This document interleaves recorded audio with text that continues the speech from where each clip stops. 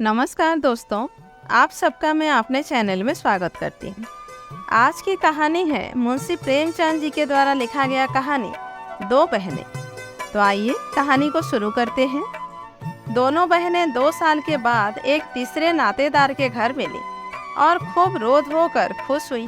तो बड़ी बहन रूप कुमारी ने देखा कि छोटी बहन राम दुलारी सिर से पांव तक गहनों से लदी हुई है।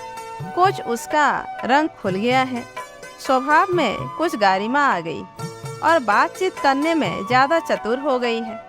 कीमती बनारसी साड़ी और बेलदार उन्नावी मखमल के जम्पर ने उसके रूप को और भी चमका दिया।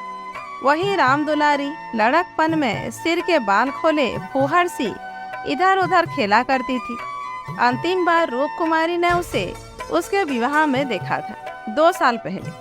तब भी उसकी शकल सूरत में कुछ ज़्यादा अंतर न हुआ था।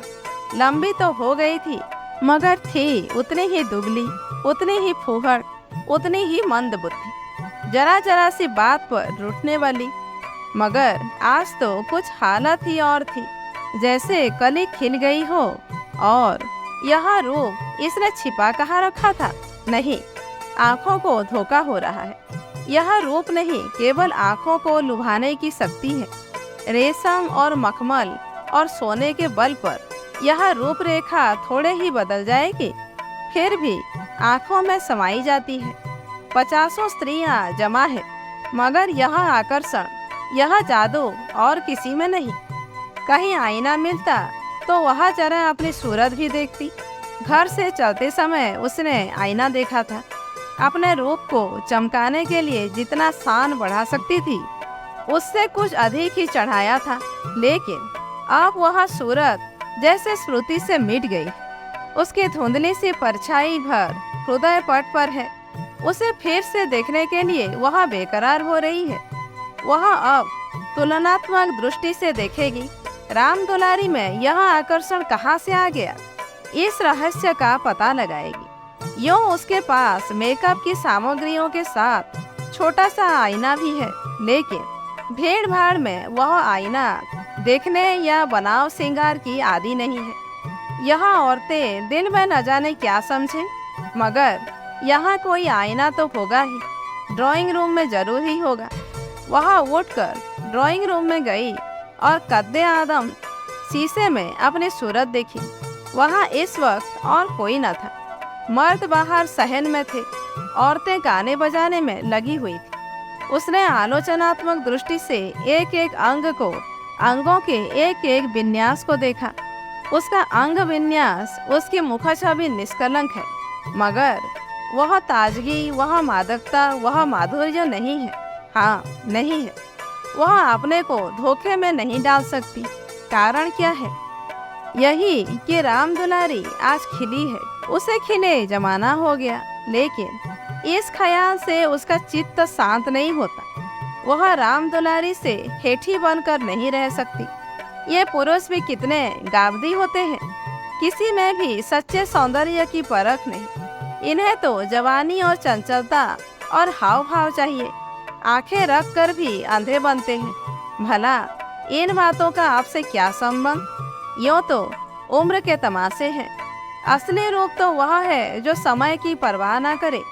उसके कपड़ों में राम दुलारी को खड़ा कर दो, फिर देखो यह सारा जादू कहाँ उड़ जाता है। चुड़ैल सी नजर आए, मगर इन अंधों को कौन समझाए। मगर राम दुलारी के घर वाले तो इतने संपन्न न थे। विवाह में जो जोड़े और गहने आए थे, वे तो बहुत ही निराशाजनक थे। खुशहाली का दूसरा कोई सामान भी ना था। उसके ससुर एक रियासत के मुख्तार आम थे और दूल्हा कॉलेज में पढ़ता था। इस 2 साल में कहाँ से यह खून बरस गया, कौन जाने। गहने कहीं से मांग लाई हो, कपड़े भी मांगे हो सकते हैं। कुछ औरतों को अपनी हैसियत बढ़ाकर दिखाने की लत होती है, तो वह स्वांग राम दुलारी को मुबारक रहे। मैं जैसी हूँ वैसी अच्छी हूँ। प्रदर्शन का यह रोग कितना बढ़ता जाता है। घर में रोटियों का ठिकाना नहीं है। मर्द 25-30 रुपए पर कलम घिस रहा है, लेकिन देवी जी घर से निकलेंगी तो इस तरह बन ठन कर मानो कहीं की राजकुमारी है। बिसातियों के और दर्जियों के तकाजे सहेंगी, बजाज के सामने हाथ जोड़ेंगी, शौहर की घुड़कियां खाएंगी, रोएंगी, रूठेंगी, मगर प्रदर्शन के उन्माद को नहीं रोक। घर वाले भी सोचते होंगे कितनी छिछोरी तबीयत है इसकी, मगर यहाँ तो देवी जी ने बेहयाई पर कमर बांध ली है। कोई कितना ही हंसे, बेहया की बला दूर, उन्हें तो बस यही धुन सवार है कि जिधर से निकल जाए उधर लोग हृदय पर हाथ रख कर रह जाएं। राम दुलारी ने जरूर किसी से गहने और जेवर मांग लिए, बेशर्म जो है। उसके चेहरे पर आत्मसम्मान की लाली दौड़ गई। ना सही उसके पास जेवर और कपड़े, उसे किसी के सामने लज्जित तो नहीं होना पड़ता, किसी से मुंह तो नहीं चुराना पड़ता। 1-1 लाख के तो उसके 2 लड़के हैं, भगवान उन्हें चिरायु करे, वह इसी में खुश है। खुद अच्छा पहन लेने और अच्छा खा लेने से जीवन का उद्देश्य नहीं पूरा हो जाता। उसके घर वाले गरीब हैं, पर उनकी इज्जत तो है। किसी का गला तो नहीं दबाते, किसी का सांप तो नहीं लेते। इस तरह अपने मन को ढाढ़स देकर वहाँ फिर बरामदे में आई तो राम दुलारी ने जैसे उसे दया की आंखों से देखकर कहा, जीजा जी की कुछ तरक्की बरक्की हुई कि नहीं बहन, या अभी तक वही 75 रुपए पर कलम खिस रहे हैं। रूप कुमारी के देह में आग सी लग गई। वो फोरे दिमाग, मानो इसका पति लाठी तो है। अकड़ कर बोली, तरक्की क्यों नहीं हुई, अब 100 के ग्रेड में है। आजकल यह भी गनीमत है। नहीं, अच्छे अच्छे एमए पासों को देखती हूँ कि कोई टके को नहीं पूछता। तेरा शौहर अब बीए में होगा। राम दुलारी ने नाक सिकोड़ कर कहा, उन्होंने तो पढ़ना छोड़ दिया बहन, पढ़कर औकात खराब करना था और क्या। एक कंपनी में एजेंट हो गए, अब 250 रुपये माहवार पाते हैं, कमीशन ऊपर से। 5 रुपये रोज सफर खर्च के भी मिलते हैं। यह समझ लो कि 500 का औसत पड़ जाता है। 150 माहवार तो उनका निज खर्च है बहन। ऊंचे ओहदे के लिए अच्छी हैसियत भी तो चाहिए। 350 बेदाग घर दे देते हैं, उसमें से 100 रुपये मुझे मिलते हैं। 250 में घर का खर्च खुशफैली से चल जाता है। एमए पास करके क्या करते। रूप कुमारी इस कथन को शेख चिल्ली की दास्तान से ज्यादा महत्व नहीं देना चाहती, मगर राम दुलारी के लहजे में इतनी विश्वास उत्पादकता है कि वह अपनी निम्न चेतना में भी उससे प्रभावित हो रही है और उसके मुख पर पराजय की खिन्नता साफ झलक रही है। मगर यदि उसे बिल्कुल पागल नहीं हो जाना है तो इस ज्वाला को हृदय से निकाल देना पड़ेगा। जिरह करके अपने मन को विश्वास दिलाना पड़ेगा कि इसके काव्य में 1/4 से ज्यादा सत्य नहीं है।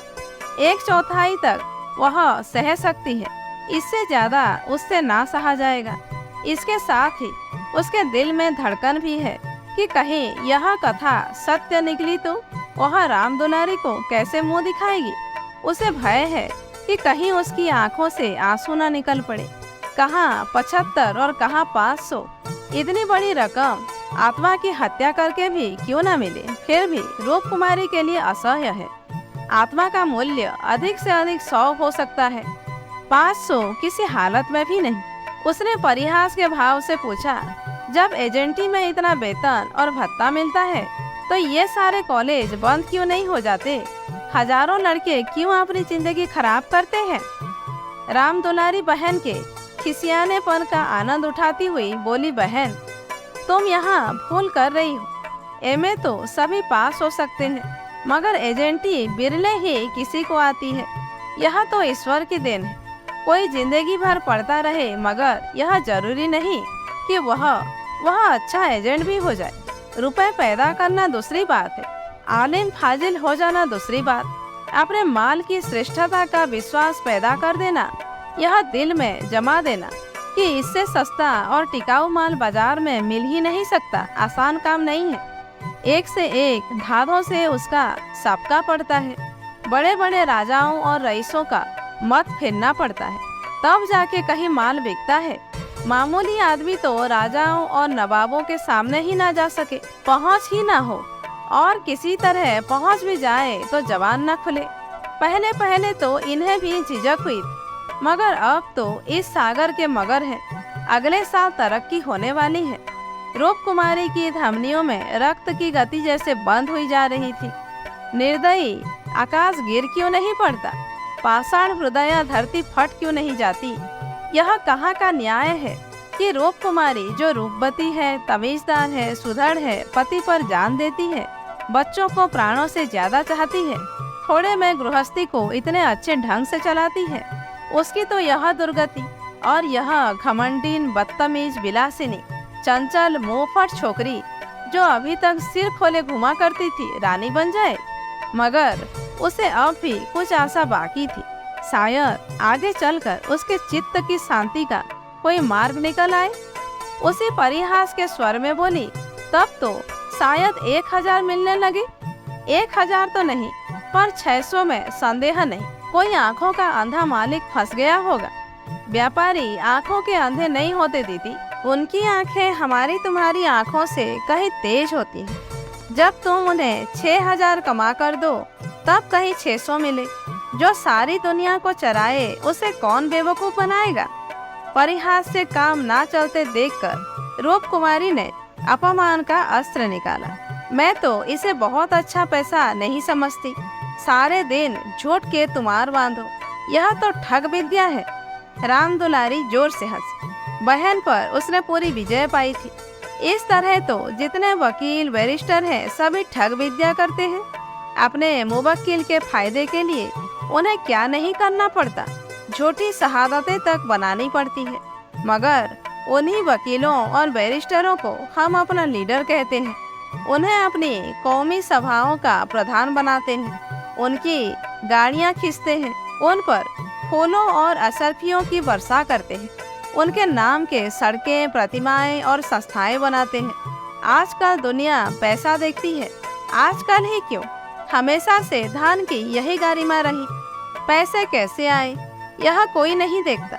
जो पैसे वाला है उसी की पूजा होती है। जो अभागे हैं, अयोग्य हैं या भीरू हैं, वे आत्मा और सदाचार की दुहाई देकर अपने आंसू पोंछते हैं। नहीं, आत्मा और सदाचार को कौन पूछता है? रूप कुमारी खामोश हो गई। अब उसे यह सत्य उसकी सारी वेदनाओं के साथ स्वीकार करना पड़ेगा कि राम दुलारी सबसे ज्यादा भाग्यवान है। इससे अब त्रास नहीं, परिहास का या अनादर से वह अपनी तंगदिली का प्रमाण देने के सिवा और क्या पाएगी। उसे किसी बहाने से राम दुलारी के घर जाकर असलियत की छानबीन करनी पड़ेगी। अगर राम दुलारी वास्तव में लक्ष्मी का वरदान पा गई है, तो रूप कुमारी अपनी किस्मत ठोक कर बैठ रहेगी। समझ लेगी कि दुनिया में कहीं न्याय नहीं है, कहीं ईमानदारी की पूछ नहीं है। मगर क्या सचमुच उसे इस विचार से संतोष होगा? यहाँ कौन ईमानदार है? वही जिसे बेईमानी करने का अवसर नहीं है, और ना इतनी बुद्धि या मनोबल है कि वह अवसर पैदा कर ले। उसके पति 75 रुपए पाते हैं, पर क्या 10-20 रुपए और ऊपर से मिल जाए तो वह खुश होकर ना ले लेंगे? उनकी ईमानदारी और सत्यवादिता उसी समय तक है जब तक अवसर नहीं मिलता। जिस दिन मौका मिला, सारी सत्यवादिता धरी रह जाएगी। और क्या रूप कुमारी में इतना नैतिक बल है कि वह अपने पति को हराम का माल हजम करने से रोक दे? रोकना तो दूर की बात है, वह प्रसन्न होगी, शायद पतिदेव की पीठ ठोकेगी। अभी उनके दफ्तर से आने के समय वह मन मारे बैठी रहती है। तब वह द्वार पर खड़ी होकर उनकी बाट जोहेगी, और ज्यों ही वह घर में आएंगे उनकी जेबों की तलाशी लेगी। आंगन में गाना बजाना हो रहा था। राम दुलारी उमंग के साथ गा रही थी और रूप कुमारी वहीं बरामदे में उदास बैठी हुई थी। न जाने क्यों उसके सिर में दर्द होने लगा था। कोई गाए, कोई नाचे, उससे प्रयोजन नहीं। वह तो अभागिन है, रोने के लिए पैदा की गई है। 9 बजे रात को मेहमान रुखसत होने लगे। रूप कुमारी भी उठी, एक्का मंगवाने जा रही थी कि राम दुलारी ने कहा, एक्का मंगवा कर क्या करोगी बहन? मुझे लेने के लिए कार आती होगी। चलो 2-4 दिन मेरे यहाँ रहो, फिर चली जाना। मैं जीजाजी को कहला भेजूंगी, तुम्हारा इंतजार ना करे। रूप कुमारी का यह अंतिम अस्त्र भी बेकार हो गया। राम दुलारी के घर जाकर हाल चाल की टोल लेने की इच्छा गायब हो गई। वह अब अपने घर जाएगी और मुंह ढांप कर पड़ी रहेगी। इन फटेहालों में क्यों किसी के घर जाए। बोली, नहीं, अभी तो मुझे फुर्सत नहीं है, बच्चे घबरा रहे होंगे, फिर कभी जाओगी। क्या रात भर भी ना ठहरोगी? नहीं। अच्छा बताओ, कब आओगी? मैं सवारी भेज दूंगी, मैं खुद कहला भेजूँ।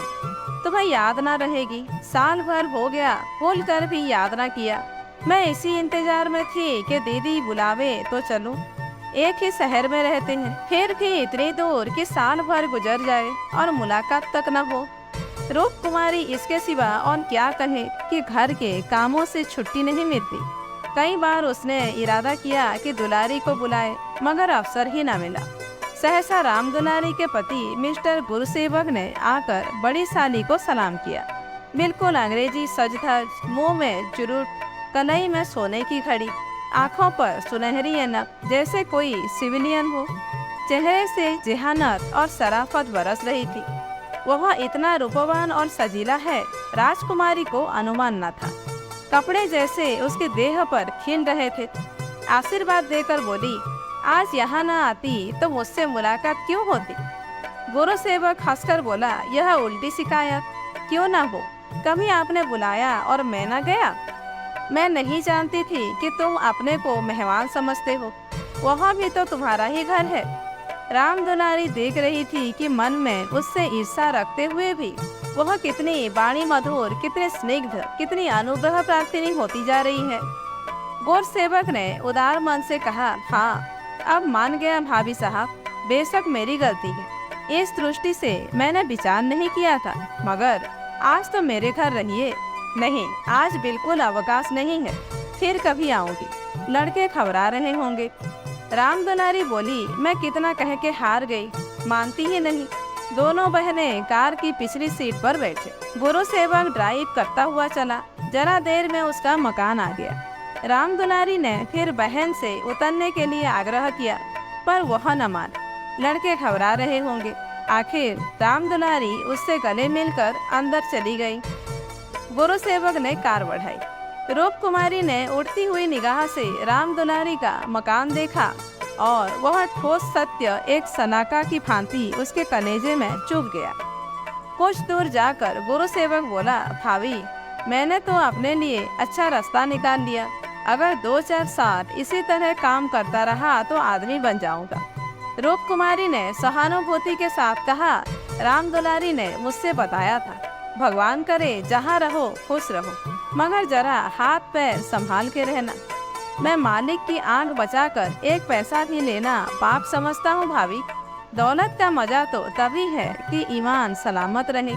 ईमान खोकर पैसे मिले तो क्या, मैं ऐसी दौलत को त्यज्य समझता हूँ। फिर आँख किसकी बचाऊं? सब सिपाह सुबेद तो मेरे हाथ में है। मालिक तो रहा नहीं, केवल उसकी बेवा है।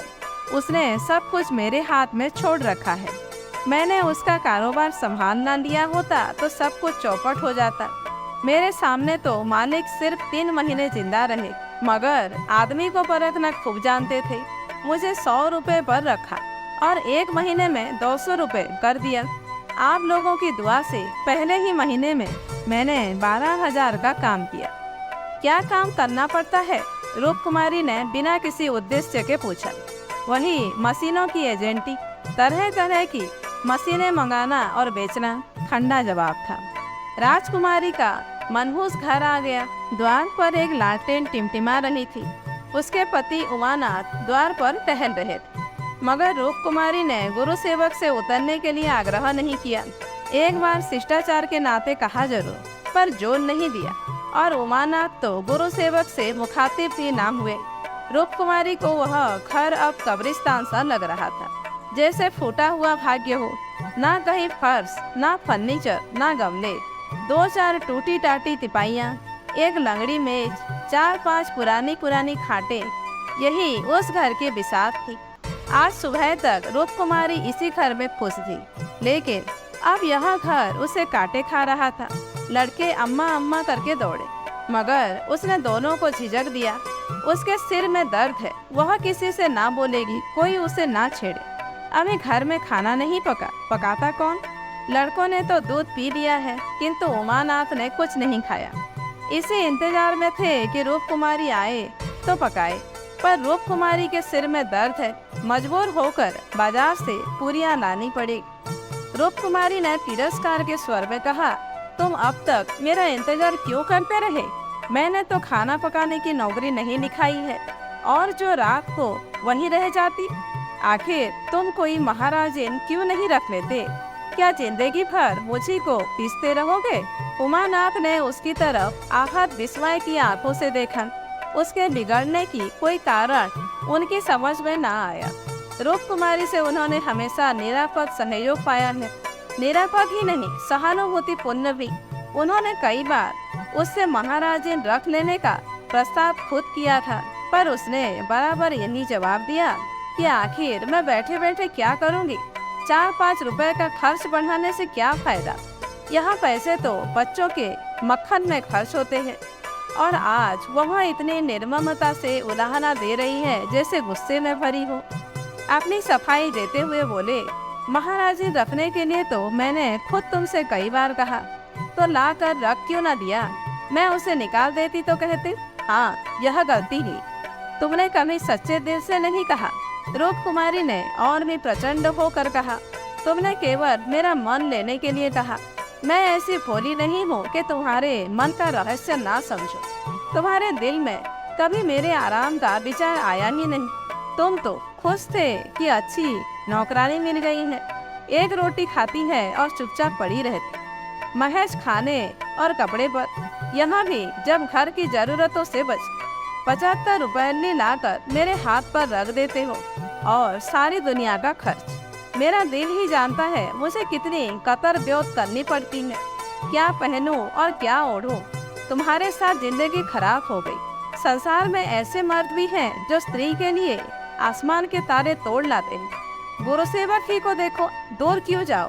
तुमसे कम पढ़ा है, उम्र में तुमसे कहीं कम है, मगर 500 का महीना लाता है और राम दुलारी रानी बनी बैठी रहती है। तुम्हारे लिए यही 75 रुपए बहुत है। रान मान में मगन तुम नाहक मर्द हुए। तुम्हें तो औरत होना चाहिए था। औरतों के दिल में कैसे कैसे अरमान होते हैं, मगर मैं तो तुम्हारे लिए घर की मुर्गी का बासी साग हूँ। तुम्हें तो कोई तकलीफ होती नहीं। तुम्हें तो कपड़े भी अच्छे चाहिए, खाना भी अच्छा चाहिए, क्योंकि पुरुष हो, बाहर से कमा कर लाते हो। मैं चाहे जैसे रहूं तुम्हारी बना से। वांग पाणों का यह सिलसिला कई मिनट तक जारी रहा और उमानाथ चुपचाप सुनते रहे। अपनी जान में उन्होंने रूप कुमारी को शिकायत का कभी मौका नहीं दिया। उनका वेतन कम है, यह सत्य है, पर यह उनके बस की बात तो नहीं। वह दिल लगाकर अपना काम करते हैं, अफसरों को खुश रखने की सदैव चेष्टा करते हैं। इसी साल बड़े बाबू के छोटे सुपुत्र को 6 महीने बिना नागा पढ़ाया, इसीलिए तो कि वह प्रसन्न रहे। आओ वह और क्या करे? रूप कुमारी की खफगी का रहस्य वह समझ गए। अगर गुरु सेवक वास्तव में 500 रुपए लाता है तो बेशक वह भाग्य का बली है, लेकिन दूसरों की ऊंची पेशानी देखकर अपना माथा तो नहीं फोड़ा जाता। किसी संजोग से उसे यह अवसर मिल गया, मगर हर एक को तो ऐसे अवसर नहीं मिलते।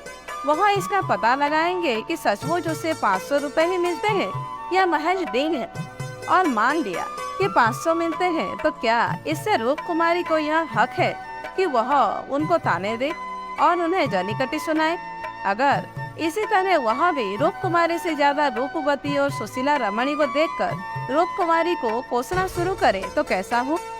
रूप कुमारी सुंदरी है, मृदुभाषिणी है, त्यागमयी है, लेकिन उससे बढ़कर सुंदरी, मृदुभाषिणी, त्यागमयी देवियों से दुनिया खाली नहीं है। तो क्या इस कारण वह रूप कुमारी का अनादर करे? एक समय था जब उनकी नजरों में रूप कुमारी से ज्यादा रूपवती रमणी संसार में न थी, लेकिन वह उन्माद कब का शांत हो गया। भावुकता के संसार से वास्तविक जीवन में आए उन्हें एक युग बीत गया। अब तो विवाहित जीवन का उन्हें काफी अनुभव हो गया। एक को दूसरे के गुण दोष मालूम हो गए हैं। अब तो संतोष ही में उनका जीवन सुखी रह सकता है। मगर रूप कुमारी समझदार होकर भी इतनी मोटी सी बात नहीं समझती। फिर भी उन्हें रूप कुमारी से सहानुभूति ही हुई। वह उदार प्रकृति के आदमी थे और कल्पनाशील भी। उसकी कटु बातों का कुछ जवाब न दिया, शरबत की तरह पी गए। अपनी बहन के ठाठ देखकर एक क्षण के लिए रूप कुमारी के मन में ऐसे निराशाजनक, अन्यायपूर्ण, दुखद भावों का उठना बिल्कुल स्वाभाविक है। रूप कुमारी कोई सन्यासिनी नहीं, विरागिनी नहीं कि हर एक दशा में अविचलित रही। इस तरह अपने मन को समझाकर उमानाथ ने गुरु सेवक के विषय में तहकीकात करने का संकल्प किया। 1 सप्ताह तक रूप कुमारी मानसिक अशांति की दशा में रही। बात बात पर झुंझलाती, लड़कों को डांटती, पति को कोसती, अपने नसीबों को रोती। घर का काम तो करना ही पड़ता था, लेकिन अब इस काम में उसे आनंद न आता। बेगार सी टालती थी। घर की जिन पुरानी चीजों से उसका आत्मीय संबंध सा हो गया था, जिनकी सफाई और सजावट में वह व्यस्त रहा करती थी, उनकी तरफ अब आंख उठाकर भी ना देख। घर में एक ही खिदमतगार था। उसने जब देखा बहू जी घर की तरफ से खुद ही लापरवाह है, तो उसे क्या गरज थी कि सफाई करता। जो चीज जहाँ पड़ी थी वही पड़ी रहे, कौन उठाकर ठिकाने से रखे। बच्चे माँ से बोलते डरते थे और उमानाथ तो उसके साए से भागते थे। जो कुछ सामने थाली में आ जाता उसे पेट में डाल लेते और दफ्तर चले जाते। दफ्तर से लौटकर दोनों बच्चों को साथ ले लेते और कहीं घूमने निकल जाते। रूप कुमारी से कुछ कहना बारूद में दिया सिलाई लगाना था। हाँ, उनकी यह तहकीकात जारी थी। एक दिन उमानाथ दफ्तर से लौटे तो उनके साथ गुरु सेवक भी थे। रूप कुमारी ने आज कई दिनों के बाद परिस्थिति से सहयोग कर लिया था और इस वक्त झाड़न के लिए कुर्सियां और तिपाइयां साफ कर रही कि गुरु सेवक ने अंदर पहुंचकर सलाम किया। रूप कुमारी दिल में कट गई। उमानाथ पर ऐसा क्रोध आया कि उसका मुंह नोच ले। इन्हें लाकर यहाँ क्यों खड़ा कर दिया? ना कहना ना सुनना, बस बुला लाए। उसे इस दशा में देखकर गुरु सेवक दिल में क्या कहता होगा, मगर इन्हें अकल आई ही तब थी। वह अपना पर्दा ढाकती फिरती है और आप उसे खोलते फिरते हैं। जरा भी लज्जा नहीं, जैसे बेहयाई का बाना पहन लिया है। बरबस उसका अपमान करते हैं। न जाने उसने उनका क्या बिगाड़ा है। आशीर्वाद देकर कुशल समाचार पूछा और कुर्सी रख दी। गुरु सेवक ने बैठते हुए कहा, आज भाई साहब ने मेरी दावत की है। मैं उनकी दावत पर तो ना आता, लेकिन जब उन्होंने कहा तुम्हारी भाभी का कड़ा तकाजा है, तब मुझे समय निकालना पड़ा था। रूप कुमारी ने बात बनाई। घर का कलह छिपाना पड़ा। तुमसे उस दिन कुछ बातचीत ना हो पाई, जी लगा हुआ था। गुरु सेवक ने कमरे के चारों तरफ नजर दौड़ाकर कहा, इस पिंजड़े में तो आप लोगों को बड़ी तकलीफ होती होगी। रूप कुमारी को ज्ञात हुआ यह युवक कितना सुरुचिहीन, कितना अरसिक है। दूसरों के मनोभावों का आदर करना जैसे जानता ही नहीं। इसे इतनी सी बात भी नहीं मालूम कि दुनिया में सभी भाग्यशाली नहीं होते। लाखों में एक ही कहीं भाग्यवान निकलता है, और उसे भाग्यवान ही क्यों कहा जाए। जहाँ बहुतों को दाना न मयस्सर हो, वहाँ थोड़े से आदमियों के भोग विलास में कौन सा सौभाग्य। जहाँ बहुत से आदमी भूखों मर रहे हों, वहाँ 2-4 आदमी मोहन भोग उड़ाएं, तो यह उनके बेहयाई और हृदयहीनता है, सौभाग्य कभी नहीं। कुछ चिढ़ कर बोली, पिंजड़े में कटघरे में रहने से अच्छा है। पिंजड़े में निरीह पक्षी रहते हैं, कटघरा तो घातक जंतुओं का ही निवास स्थान है। गुरु सेवक शायद यह संकेत ना समझ सका। बोला, मेरा तो इस घर में दम घुट जाए। मैं आपके लिए अपने घर के पास ही एक मकान ठीक करा दूंगा, खूब लंबा चौड़ा। आपसे कुछ किराया ना लिया जाएगा। मकान हमारी मालकिन का है। मैं भी उसी के एक मकान में रहता हूँ। सैकड़ों मकान है उनके पास, सैकड़ों। सब मेरे अख्तियार में है। जिसे जो मकान चाहूँ दे दो, मेरे अख्तियार में है। किराया लूँ या ना लूँ, मैं आपके लिए सबसे अच्छा मकान ठीक करूँगा। मैं आपका बहुत अदब करता। रूप कुमारी समझ गई महाशय इस वक्त नशे में अभी यूं बहक रहे हैं। अब उसने गौर से देखा तो उसकी आंखें सिकुड़ गई, दांत कुछ फूल गए थे, जवान भी लड़खड़ाने लगी थी। एक जवान खूबसूरत शरीर चेहरा कुछ ऐसा सेखीबाज और निर्लज हो गया कि उसे देखकर घृणा होती। उसने एक क्षण बाद फिर बहकना शुरू किया। मैं आपका बहुत अदब करता हूँ। जी हाँ, आप मेरी बड़ी भाभी है। आपके लिए मेरी जान हाजिर है। आपके लिए एक मकान नहीं 100 मकान तैयार है। मैं मिसेज लोहिया का मुख्तार हूँ। सब कुछ मेरे हाथ में, सब कुछ। मैं जो कुछ कहता हूँ वह आंखें बंद करके मंजूर कर लेती है। मुझे अपना बेटा समझती है।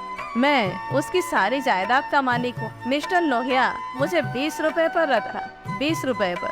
वह बड़ा मालदार था, मगर किसी को नहीं मालूम उसकी दौलत कहाँ से आती थी, किसी को नहीं मालूम, मेरे सिवा कोई नहीं जानता।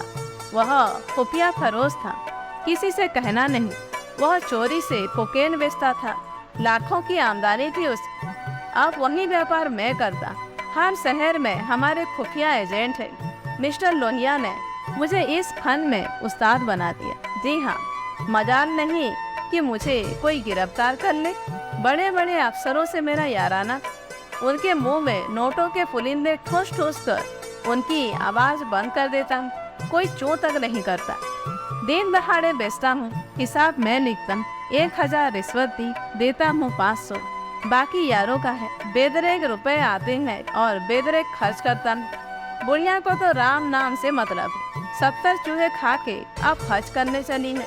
कोई मेरा हाथ पकड़ने वाला नहीं, कोई बोलने वाला नहीं। जेब से नोटों का एक बंडल निकालकर, यह आपके चरणों की भेंट है। मुझे दुआ दीजिए कि इसी शान से जिंदगी कट जाए जो आत्मा और सदाचार के उपासक ही। उन्हें कुबेर लाते मारता है, लक्ष्मी उनको पकड़ती नहीं, जो उसके लिए अपना दीन और ईमान सब कुछ छोड़ने को तैयार।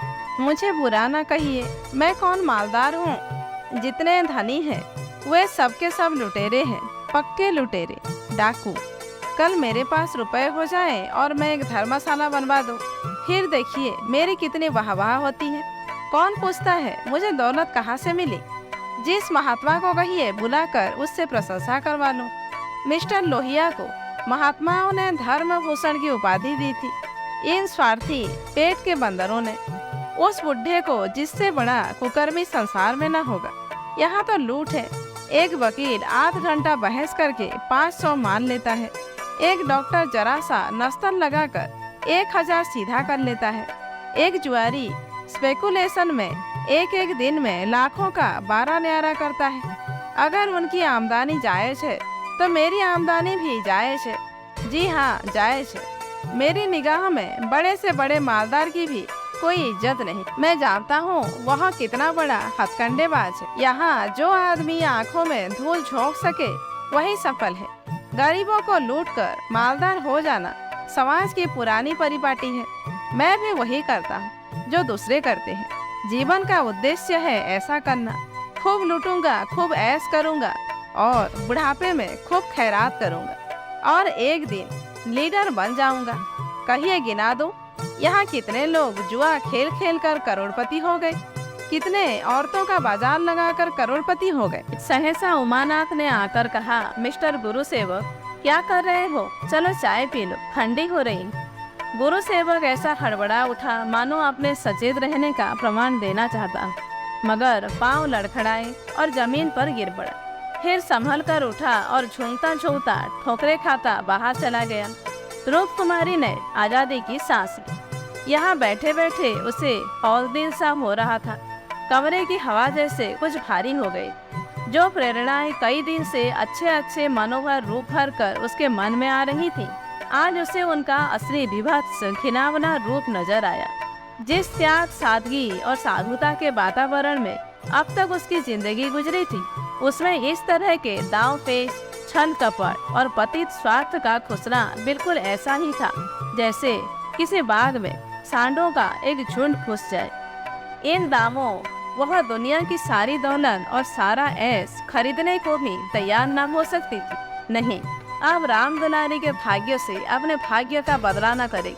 वह अपने हाल में खुश है। राम दुलारी पर उसे दया आई, जो भोग विलास की धुन और अमीर कहलाने के मोह में अपनी आत्मा का सर्वनाश कर रही है। मगर वह बेचारी भी क्या करे, और गुरु सेवक का भी क्या दोष है।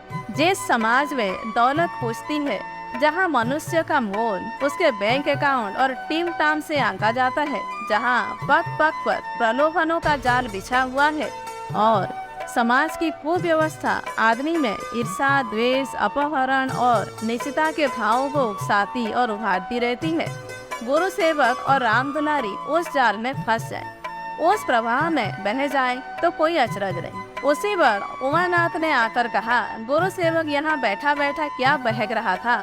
मैंने तो उसे विदा कर दिया। जी डरता था कहीं पुलिस उसके पीछे ना लगी हो, नहीं तो मैं भी गेहूं के साथ खून की तरह पिस जाऊं। राजकुमारी ने क्षमा प्रार्थी नेत्रों से उन्हें देखकर जवाब दिया। वहीं अपनी खुफिया फिरोसी की डींग मार रहा था। मुझे भी मिसेस लोहिया से मिलने को कह गया।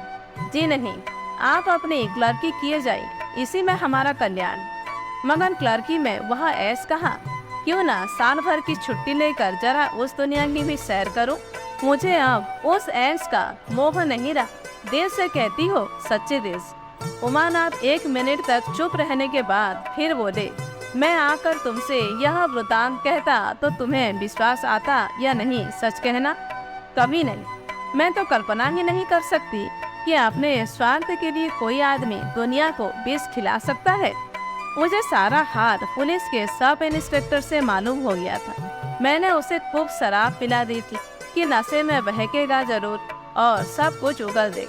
ललचता तो तुम्हारा जी भी था। हाँ, ललचता तो था और अब भी ललच रहा है, मगर ऐश करने के लिए जिस हुनर की जरूरत है वह कहाँ से लाऊंगा? ईश्वर न करे वह हुनर तुम में आए। मुझे तो उस बेचारे पर तरस आती है। मालूम नहीं खैरियत से घर पहुंच गया या नहीं। उसकी कार थी, कोई चिंता नहीं। रूप कुमारी एक क्षण जमीन की तरफ ताकती रही, फिर बोली, तुम मुझे दुलारी के घर पहुंचा दो। अभी शायद मैं उसकी कुछ मदद कर सकूं। जिस बाग की वह सैर कर रही है उसके चारों ओर निशाचर घात लगाए बैठे हैं, शायद मैं उसे बचा सकूं। उमानाथ ने देखा उसकी छवि कितनी दया पुलकित हो उठी है। तो दोस्तों, आज की कहानी यहीं पर समाप्त होती है। कहानी कैसी लगी कमेंट करके ज़रूर बताइए। अच्छी लगी हो तो एक लाइक कीजिए, जानने वालों को शेयर कीजिए और ऐसे ही वीडियोज आगे देखने के लिए मेरे चैनल को सब्सक्राइब करना मत भूलिए।